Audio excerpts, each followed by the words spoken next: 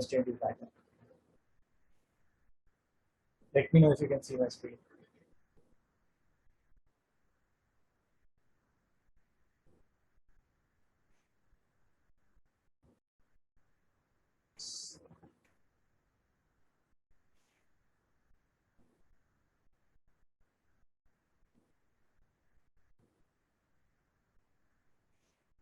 Is it clear now? Shavni, is it better? Can you all hear me properly? Okay, I think we should start. Okay, so today I'm gonna teach you about recursion.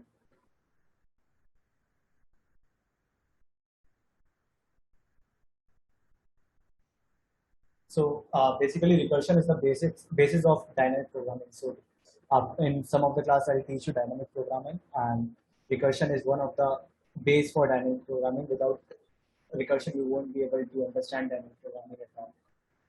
Recursion will help you in writing code for trees, graphs, and even further. Like recursion is the basis for all the programming that you will do in your entire career. Okay, so basically there are two approaches in which you can write the code. One is an iterative approach. Iterative approach is basically writing the code with the help of for loops. Are you all aware of for loops? Anyone, write on the chat. Guys, are you aware of for loops? Yes, no. Yeah, so there are basic. Okay, so there are two ways of writing the code. One is the iterative approach. The other one is the recursive approach. Iterative approach is basically writing the code with the help of for loops. So let's say I've been given an array and I want to calculate the sum of all the elements in this array. What I'll do is I'll start my loop from position 1 up to the size of array. I'll take one local variable, let's say sum, and I'll keep on incrementing the value of sum with the elements of the array. And basically I'll return that sum. So this is how iterative approach looks like. What recursion says in turn is you don't need loops for anything. I'll provide you a loop. I'll work like a loop and I'll get you what you want to achieve with the help of loops. So I'll give you some overview of loops. Are you guys aware of function, like what a function is?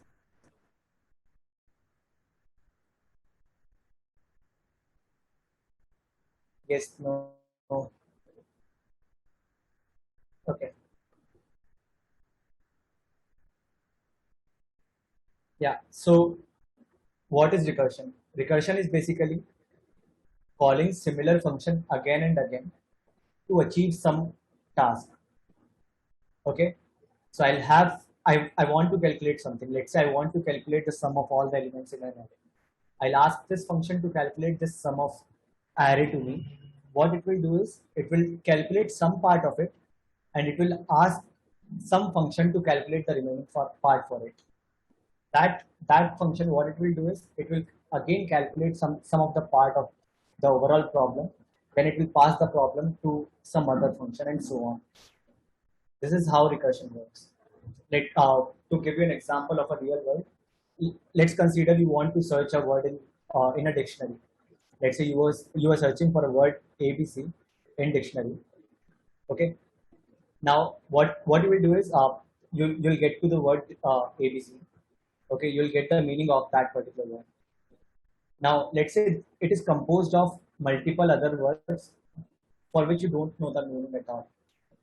Now, what will you do is you'll pick these words and try to find the meaning of that particular words, right?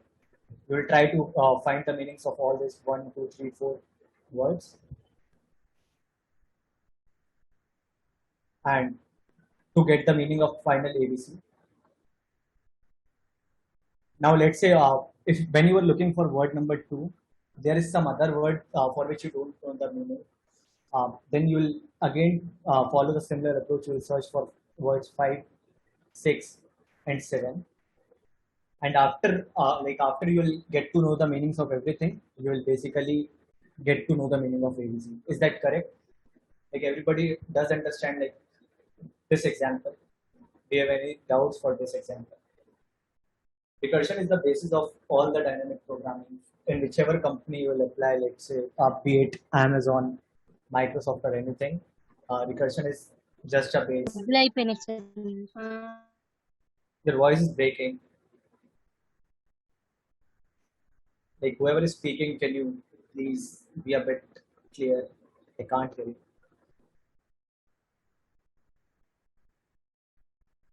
Okay. Let's pick one more example. Let's say this is a class. This is one of the column of a class. Okay. I want to calculate the number of students in this particular column using with the help of recursion.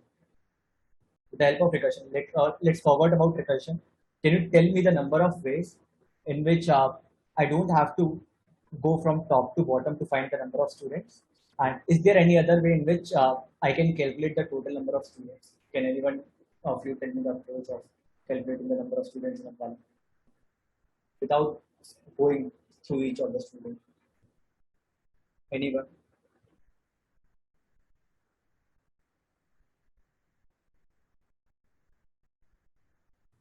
You can write it on the chat, and you can unmute yourself and tell it to me.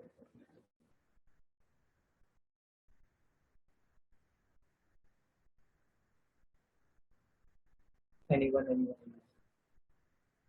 So the approach I can follow here is I'll ask the first student. I'll ask the first student, how many students are behind you? Okay, and this student in turn will ask the student at its back that how many students are behind you. Okay, and this student will in turn ask it to the student which is in back of this particular student, and finally, let's say there are total of 50 students to back of this student. So what this student will return is this student will return 1 plus total number of students which are behind this particular student, and this way we'll get the total number of students in this particular column without iterating over each student one at a time. Is that clear to everyone? Like, are you getting my approaches? The thing is, for recursion, there is one function. We want to achieve something with the help of this function. What this function will do is, this will do some smaller part, and in turn, for calculating the remaining part, it will call itself again.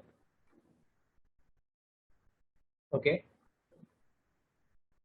Let's start with writing some code with the examples.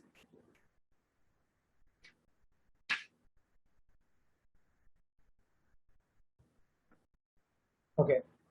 So let's say I want to calculate the power of a number. Power of a number with the help of recursion.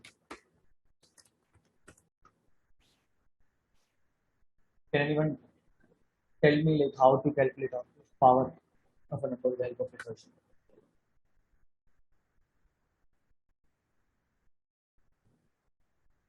Anyone? Can anyone of you unmute yourself and tell me like how to calculate the power of a number?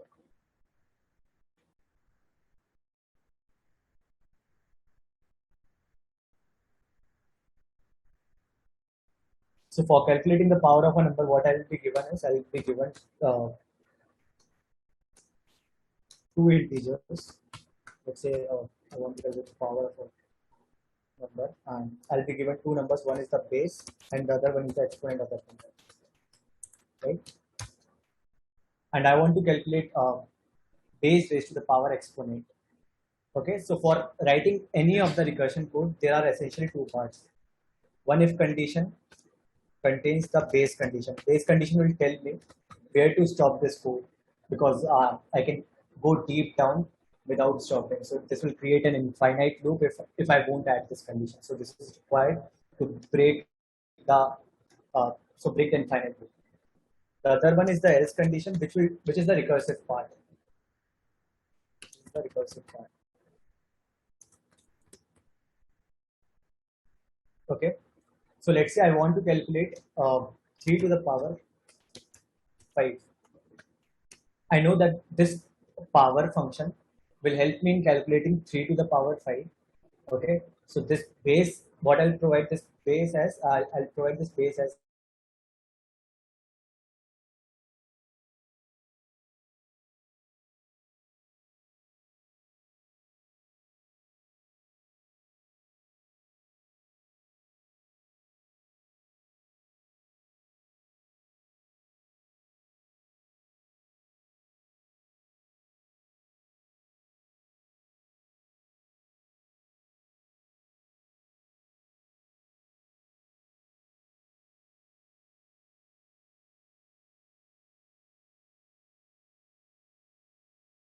Recording in progress. or should I increase it further?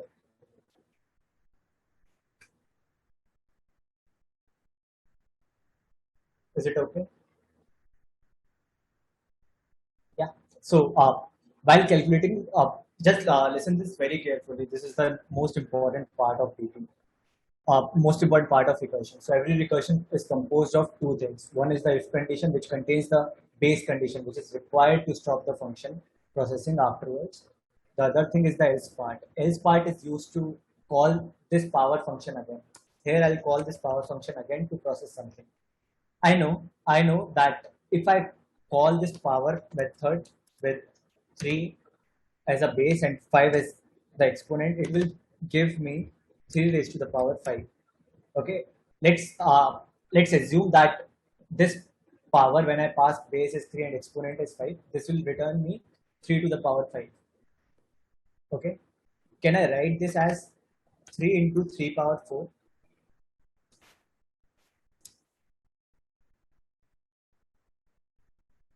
Can I in turn write this as 3 times power 3 comma 4?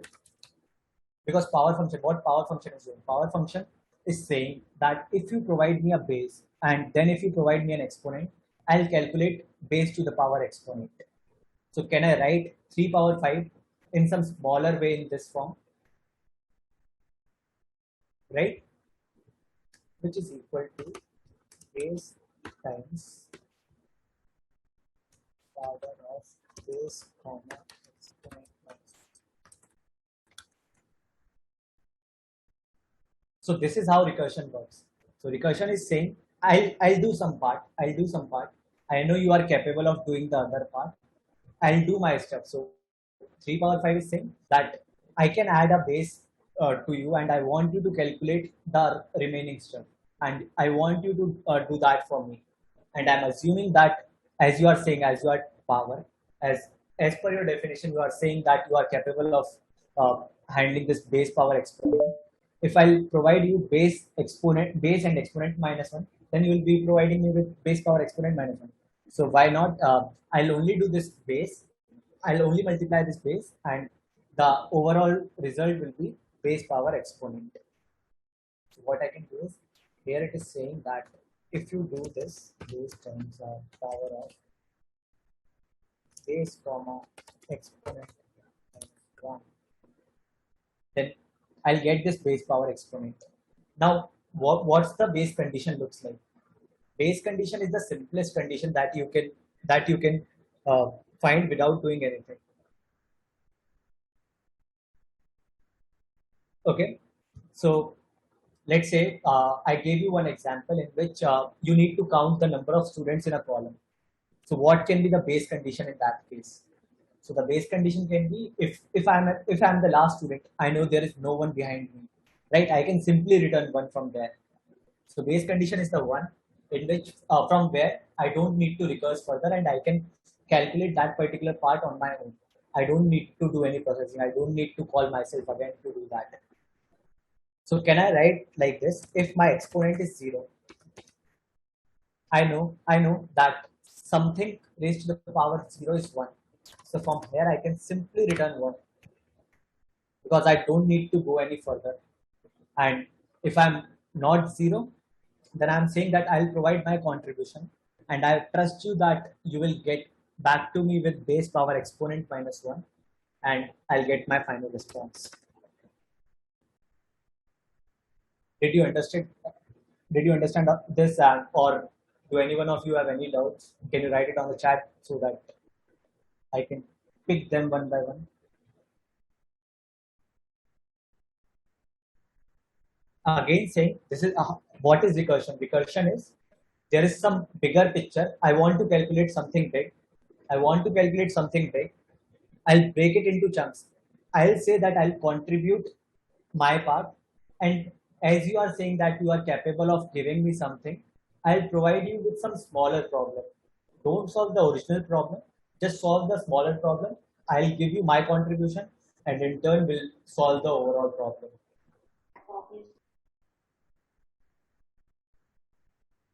Yeah. So why we have taken exponent minus one in return statement?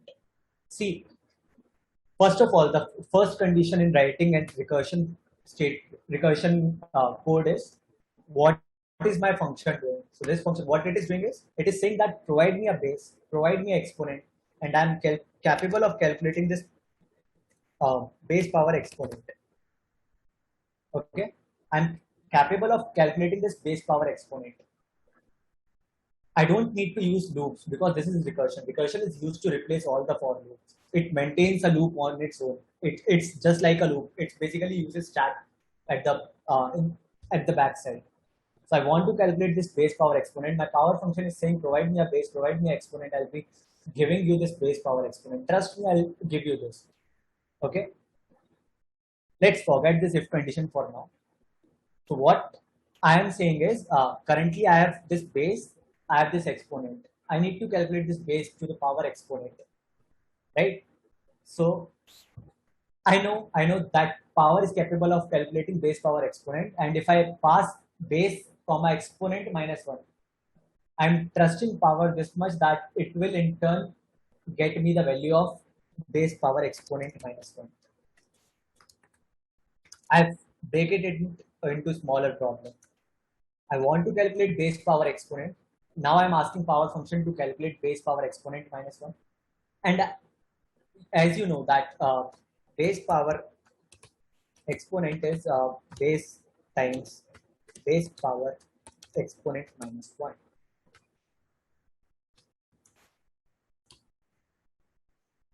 So that's why I'm saying this power function that if you want to calculate this base to the power exponent, do it base times power of base comma exponent minus one, because this base comma exponent minus one, I'm trusting this power function that it will give me this base to the power exponent minus one, and I can multiply that with base and I'll get my overall response what I want. The base condition, now the base condition, what it will do is base condition will check where from where to break this infinite condition. So let's say my exponent is currently 2.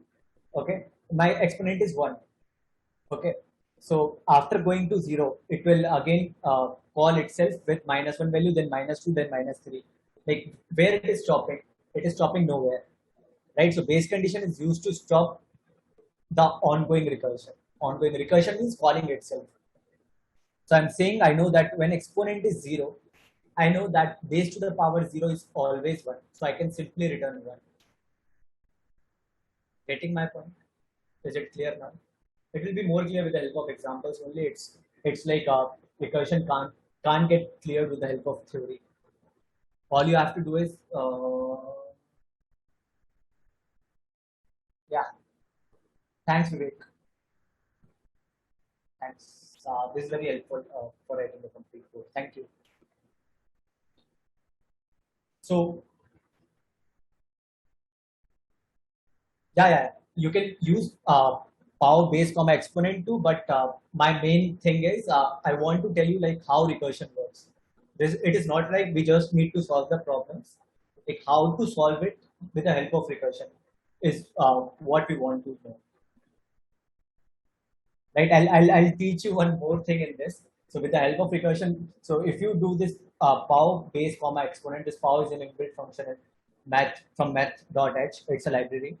Okay. So if we are using this power base comma exponent, it will take order n time complexity, and we can reduce it further down to order log n with the help of this recursive code, which I have not talked about it for now, just to keep it basic. But I'll teach you all that. I'll teach you all that. Just follow along with me. Okay. This part is clear. Can we pick the another example for this? Now you have to either now you can either write it on the chat or can unmute yourself and tell me like how to solve that code. Okay, so let's say I'm asking you to print. I'll give you an integer n, and I'm asking you to print n stars in one line. Trust me, all this recursion, dynamic programming tree, like all these are basically the recursion base is required for all that. There are multiple problems that you won't be able to solve if you don't know recursion. So just follow along with me. Just try to think of it in this way. Okay, so I'll give you an integer n for my next problem, and your task is to print n stars in one line with the help of recursion. For loop, the code will look something like this. I'm using C++. Just for the print statement, this is just the print statement. I can use other languages too. So this is with the help of loop. If I want to print n stars in one line, can anyone help me in solving this problem with the help of recursion? I want you to solve this problem with the help of recursion. Recursion is so my function should look something like this. I want to print stars. I want to provide a number n to this function, and I want to print n stars in one line. Can any one of you tell me like how to do that? With the help of recursion. I don't want to use any for loops here. For loops are strictly prohibited. Anyone, any approaches? Can you break it down further into smaller problems? Okay, if I is 0, yeah, then return 1. No. I just want to print stars. In the previous case, I'm returning because I want to get my output. But in this case, I just need to print something. So what you want to write is, I want to break it down into two cases. One is the base condition, and the other one is the recursive condition. This is my recursive condition.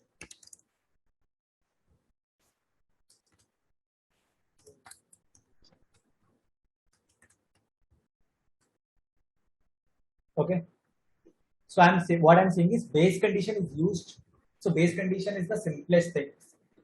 Like if I want to print, if my n is 1, so what should I need to do? I should need to print only a single star, right? So this can be my base condition. Condition is the simplest thing which you can solve without the loop. So if I'm saying that my n is always 1, then you can simply print a single star. Return statement is not required because you are just printing it.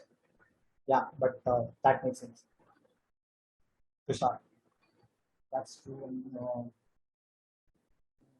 Return 1. No, Vivek, there is some problem with the code. I'll show you. Yeah, nice. No. You can't do that like this. This is not recursion actually. Like how Vivek, how will your function call itself again? You are not calling it again. You are just doing n minus minus. It will take after calling it once. Oh,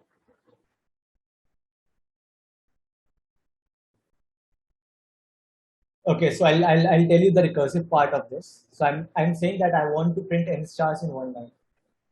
So what I can do is I can break it down this way. I want to print n stars, right?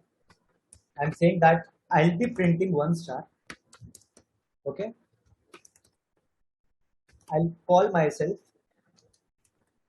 to print remaining n minus 1 stars. Right, so what I'll do is on my own, what I'll do is I'll print a single star and I'll ask my function to print the remaining stars. So here what happened is I'm trusted on my print star functions that if I provide it with n, it will print n stars in single line. So if I want to make it a bit smaller, what I can do is I can print a single star. I can ask my function to print n minus 1 stars. Okay, this way my problem size is getting reduced. My problem, so initially I have a sample space of n elements. Now it got reduced to n minus 1 elements. So on my own, I am doing this particular work, and I am passing the rest of the work to itself by breaking it down even further. And what can be my base condition? So base condition is what we can solve without. So that is the simplistic case. Okay, so that is so simplistic that you don't need a loop or anything. Okay, so if my n is 1, I know that I can simply uh, print a single star. Do you guys understand all this? Any doubts, anything?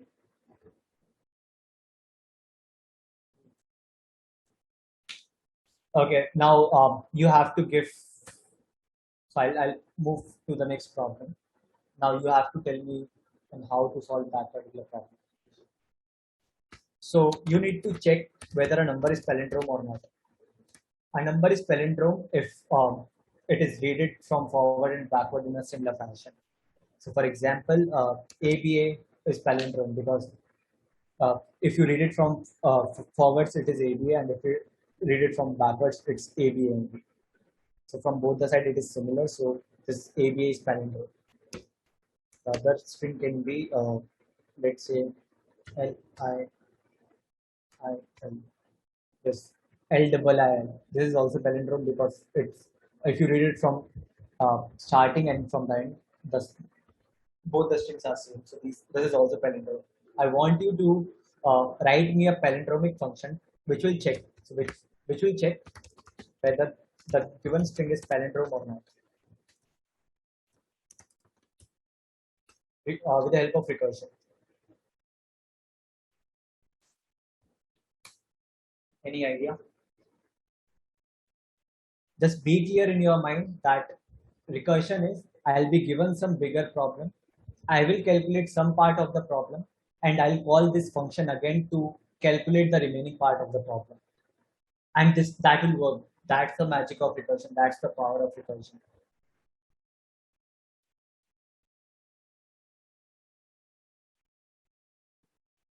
Anyone. Don't write the complete code, just write the approach. Like what are you thinking?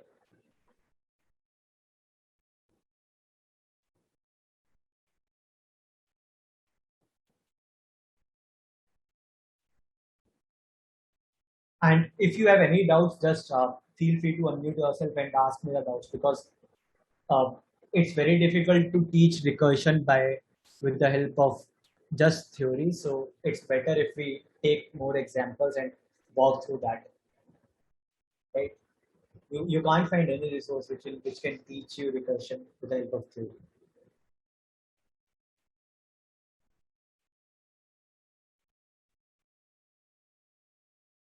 Anyone, any doubts regarding recursion? What is a recursion? Even a loop doubt will also work for me. Just ask me anything.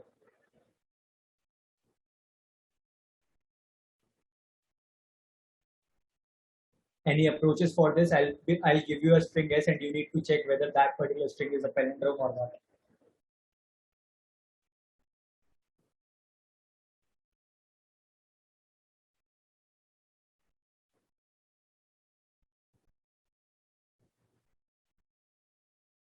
You all can hear me, right? Can you write it on the chat whether you can hear me properly? Yeah. Thanks, Tushar. Yeah. Now, Tushar, can you tell me how to check whether this string is palindrome or not with the help of recursion? Do you understand the meaning of palindrome? Do you have any doubts with the definition of what a palindrome is?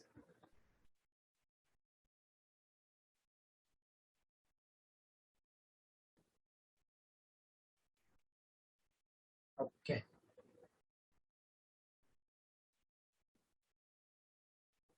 Yeah. So can anyone break it down into smaller problems?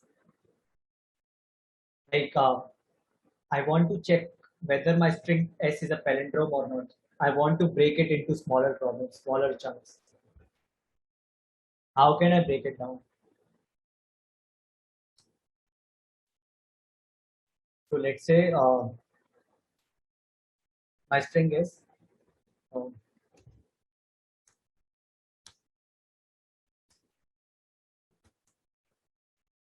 is this string a palindrome?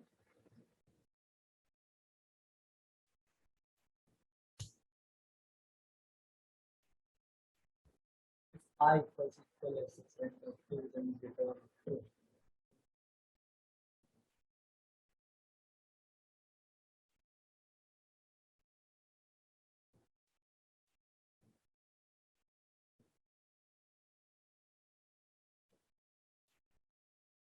Nice, sir.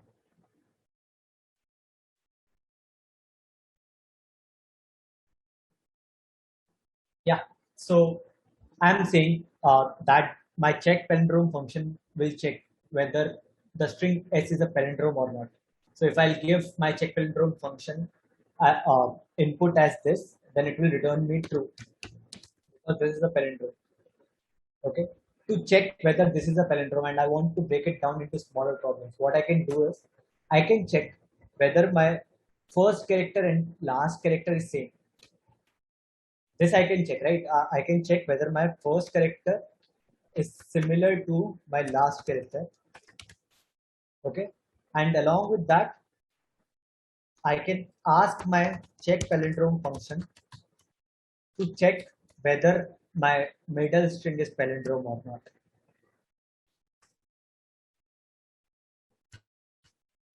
I have break it down into smaller problems. Did you guys understood like what I've done? Nice, Tushar, nice. This is also correct.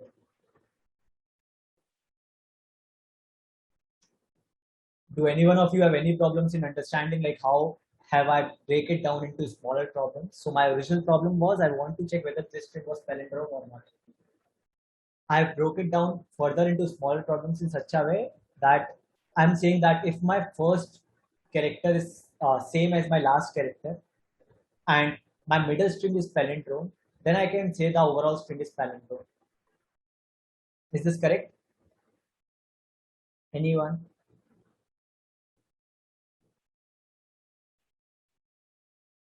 Did you guys understood that how have I broken this down into smaller problems? Or do you have any doubts in that?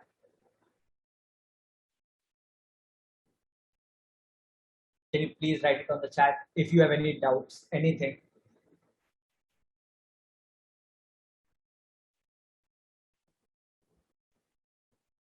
If you understand also, like, can you please write that yes, you have understood this part, so that I'll be sure that I can move forward.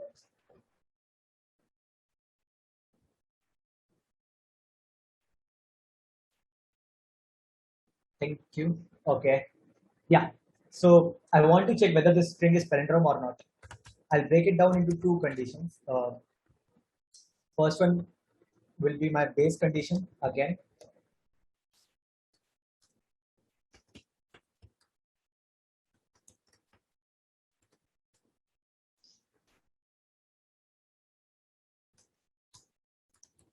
The other one can be my recursive condition.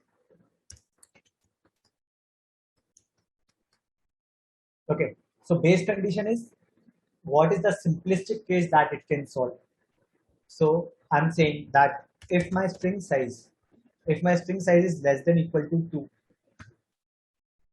in this also I can have two cases that if my string size is 1, then it is definitely palindrome, right? And I'll return simply true. If my string size is not 1 and I'm inside this case, then it should definitely be 2. Then in that case, if my first character equals to the second character, then I can return true. Otherwise, I can return false. Right? What can be my recursive conditions? So I told you my recursive condition will be if my first character, the string is string has the starting position as 0. So this will be my 0th character. If my first character is equal to the last character. Okay, then what we can do is return s of 0 should be equal to s of last character. Last character in the string is string size minus 1. This along with check whether this is palindrome. String count.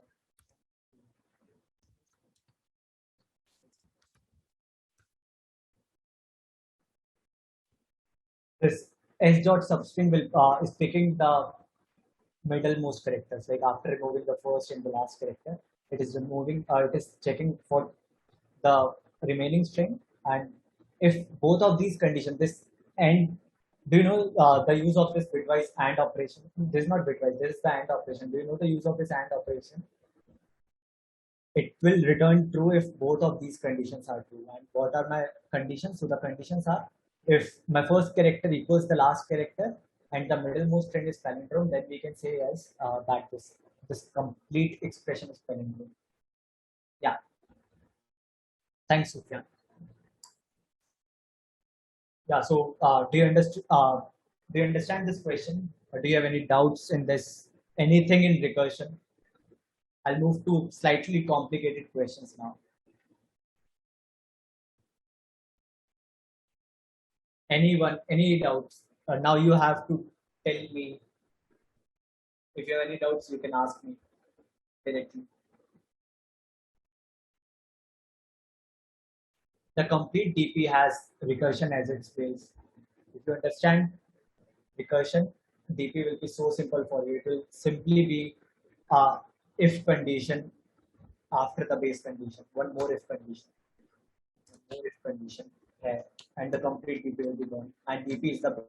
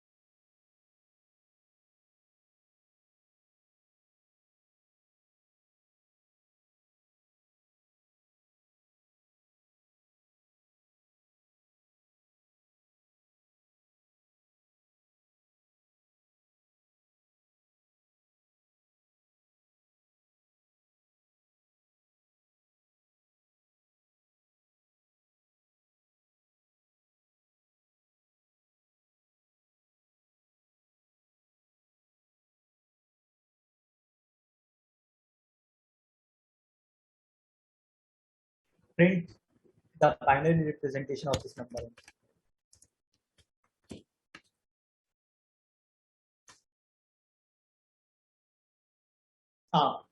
Can you please write a yes if you understand what a binary representation of a number is? Yeah. Thanks, Vivek. Thanks for confirming. Yeah. So you have to write a recursive code in which you need to output me the binary representation of number n. So if my number is let's say 13, so my binary, what will be my binary representation? It will be 1101. Okay. If it is 12, it is 1100. So I'll give you this integer n, and you have to output me the binary representation of that number n.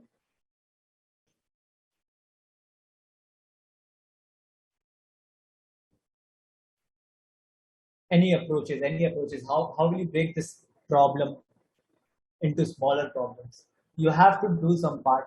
You have to ask your remaining, you have to ask your remaining function to do the further part. So basically, you need to break it down into smaller problems by doing some part on your own, and some part you need to call yourself again to calculate that. Anything, how you break it into smaller problems? Any idea, anything? You can write it on the chat. Just write your idea. I want to check if you want to write the binary representation of 13. How will you break it down into smaller problems?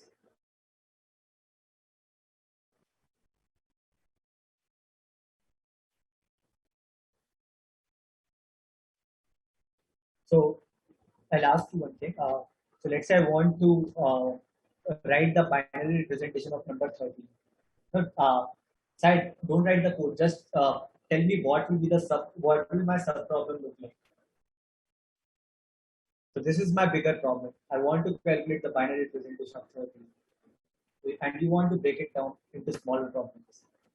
I'm telling you one statement. Just write a yes or no, whether it is correct or not. I'll tell you one statement, and you have to tell me whether it is correct or not.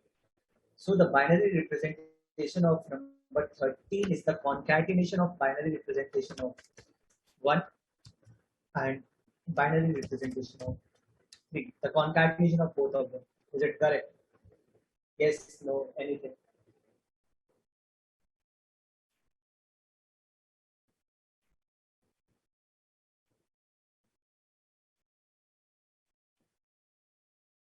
Binary representation of 13, Sai, you are saying that it will be the concatenation of binary representation of 1 and binary representation of 3. Let's do it. What is the binary representation of 1? It is 1. And what is the binary representation of 3? It is 1, 1. My expected output is 1101 and it is giving me 111. So this is not equal. Not equal. Another statement is my binary representation of 13 is equal to binary representation of 10 concatenated with binary representation of 3. Is this correct?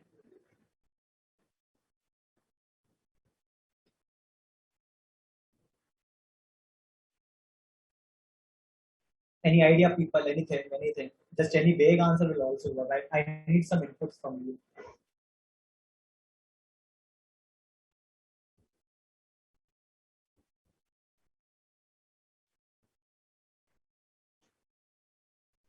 Okay, so Sai is saying yes again. So what is the binary representation of 10? So it is 1010. What is the binary representation of 3? It is 11. 1010 plus 11. It should be 1010 plus 11. Then also you need to do some binary computations, right? You need to add both of these binary numbers. I want it a simplistic way. This is not simplistic. I want to break it down into smaller problems.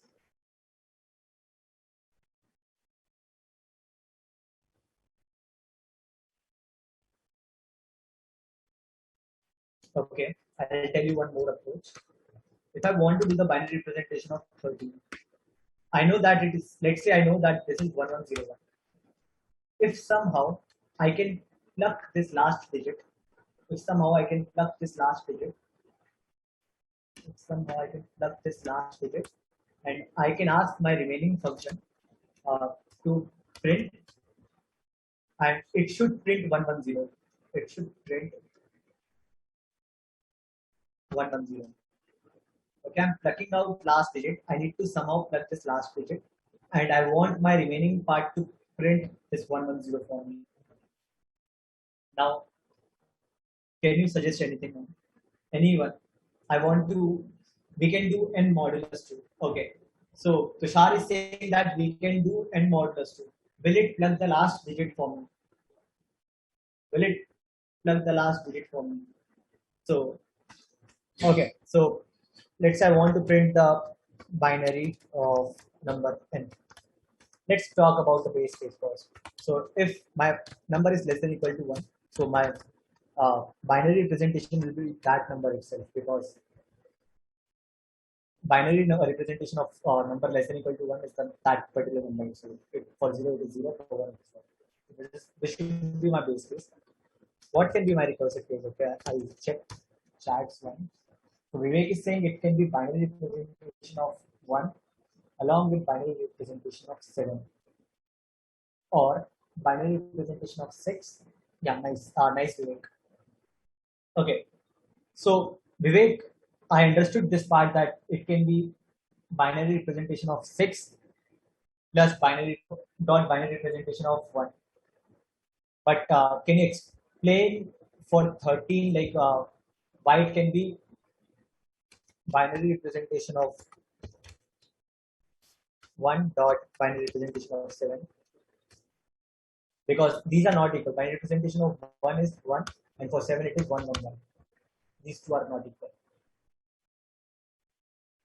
But the second thing is right.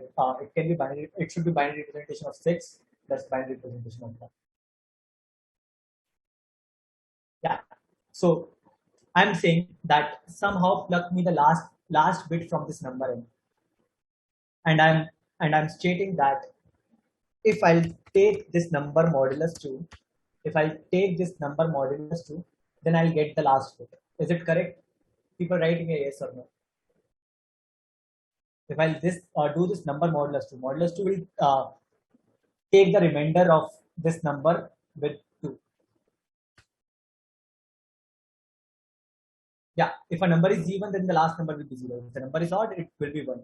So what I'm saying is n modulus 2 will give me the last bit, right? N modulus 2 will give me the last bit. What I'm left with now, I want to make 110. I want to call print binary again with some number so that it can print me 110 because I already got this one. I want print binary to print this 110 for me. What should I pass here in terms of n? In terms of n, because n is what we have. We don't have 13 in all the cases. We have n. I want to write something here so that this print binary method can get me 110 for this 13. Okay, Sai is saying it can be binary of n by 2. Why n by 2? Anyone, Tushar, Sai, anyone. So Tushar and Sai are saying that if you plug this n by 2 there, and if you can concatenate with this n by 2, and if with this n mod 2, then it will give me the binary representation of n. So what they are saying is, if you want to print the binary representation of number n, that it will be binary representation of number n by 2 along with n mod 2. Is this what you are saying, Tushar and Sai?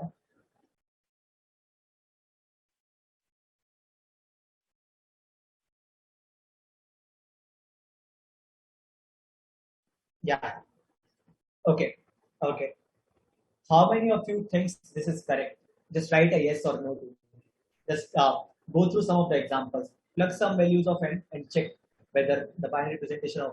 So whether do you think this equation is correct or not?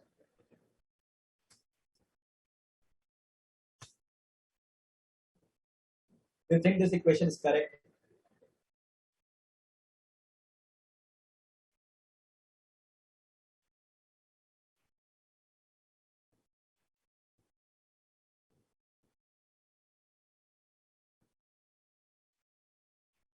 Anyone. Write a yes or a no.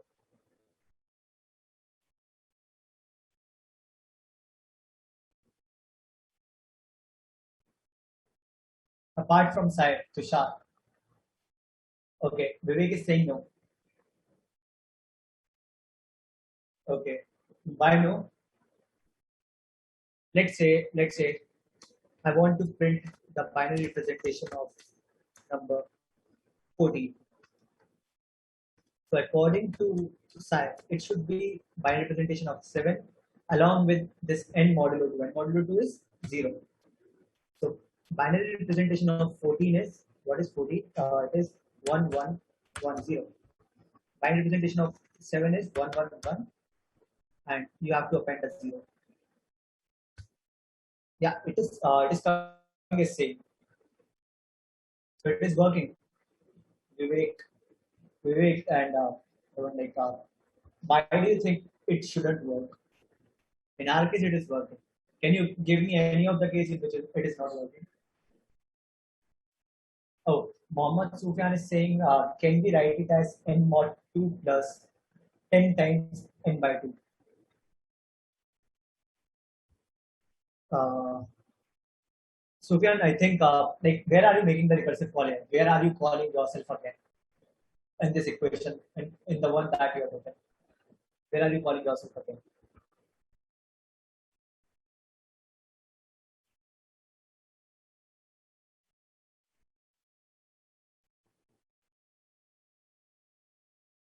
Okay, 10 times.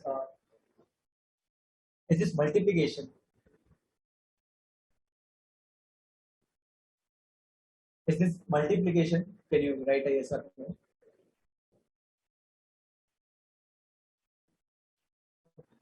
Okay. Why do you think? Okay, so Mohammed Sufyan is saying that it should be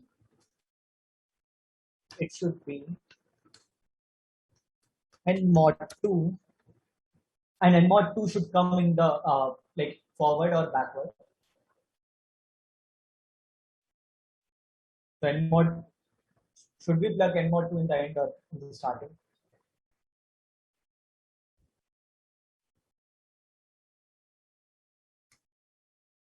Return, okay, n mod 2 concatenated with binary represent 10 times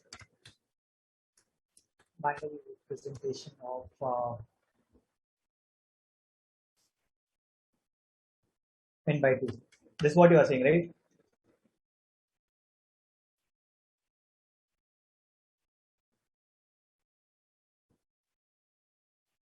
Yeah. So let's run this in our example of 14. So 14 mod 2 is 0, right? 10 times binary n by 2. Binary of 7 is triple one, and finding a 0, right? Is this correct? Sufyan, this is what you are saying, right?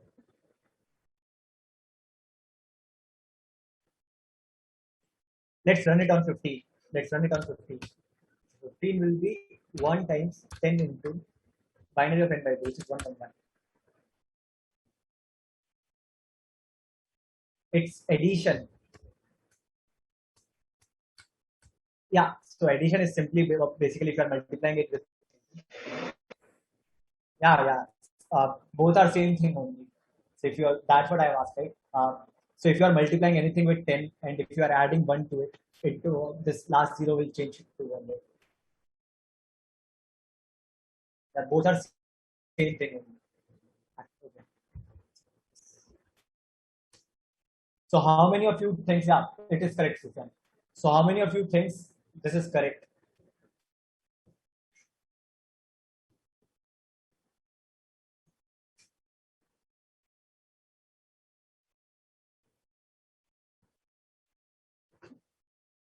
Actually, it is correct. Why correct?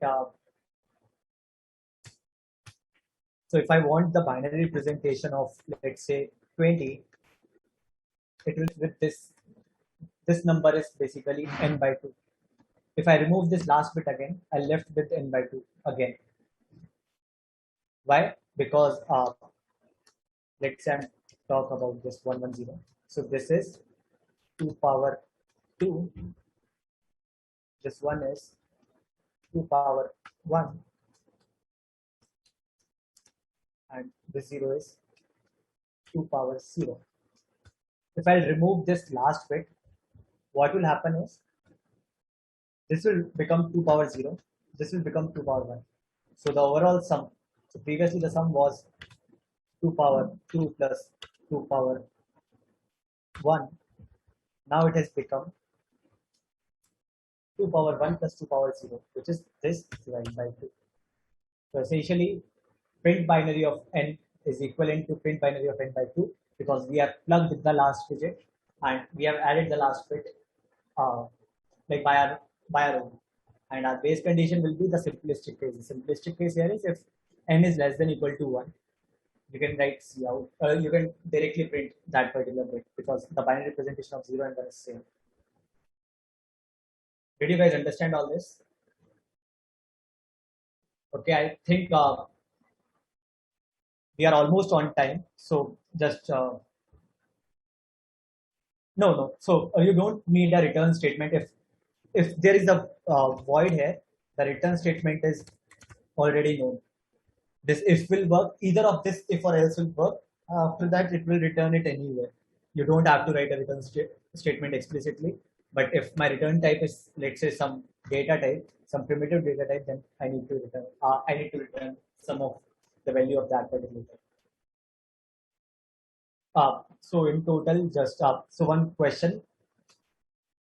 So I want you to like solve this problem on your own, try various approaches, and like we can discuss this in the next class. So the thing is, I'll give you an integer n in this problem, and you want me, I want you to print all the n bits binary number possible. So if I'll give you n equals to 2, I want you to write a recursive code which can print all these binary numbers of length n.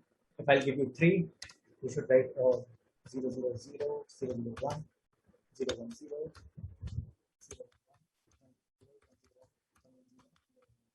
all these numbers. So these are the numbers of length 3 which are possible. These are all the binary numbers which are possible of length 2. So I need you to write a recursive code on your own, and we can discuss this in the next class. So just the last thing. So what we have discussed today is, if we are given a bigger problem, we have to write it in as a concatenation of two things. One is what am I solving? The other thing is what I'm asking my function to solve it again for me.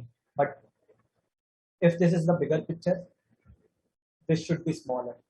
So if let's say it is carrying a capacity of 100, let's say it can solve for 100 things, it should solve for, let's say, 90 things. And this 10 things should be taken care by my own. Along with this, there should be some base case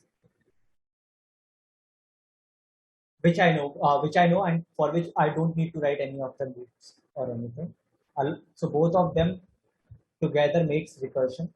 And along with that, if you add one more condition, then DP will be formed, and DP is the basis of all the, like, if you look through the interviews of all the companies, then you'll came across DP.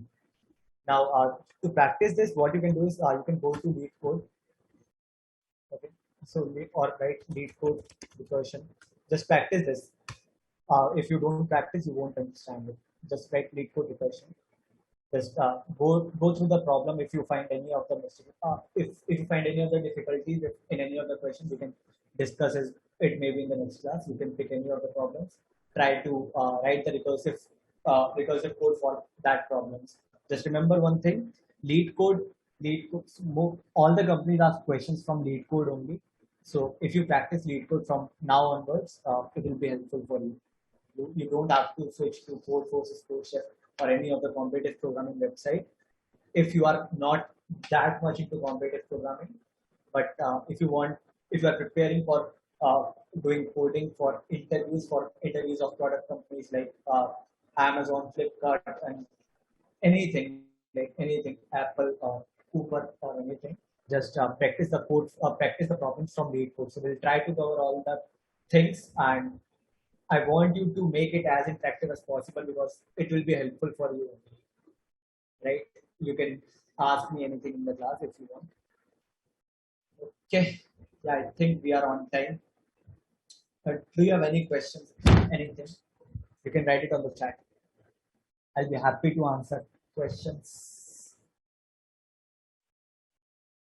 Anything, any general question apart from this recursion or anything? Companies interviews, like how everything, what's the process, anything, whatever you want to ask me, you can ask me. Just don't think that anyone will judge you. Just think of your own, and like the problems that the questions that are going in your mind might be there in someone else also. So it will be better if any one of you can ask. If not, I think we are on time and you can start playing. I hope, like, can any one of you can write the feedback, like whether you find this informative, anything helpful. Actually, I don't know like what all you students know, so it was slightly difficult for me getting what all you already know. So I'll try to increase the level of the class in the next class. Yes, I'm Venkat. Yes. Thank you then. Hello. Thank you Yes, people. can you hear me? Yeah, yeah. Any feedback for me? Anything? Do you want to write Hello. anything on the chat? Yes, Okay. can you hear Okay then. me? Thank you. You can leave. Yes. Yes, can you hear me? Hello. Hello.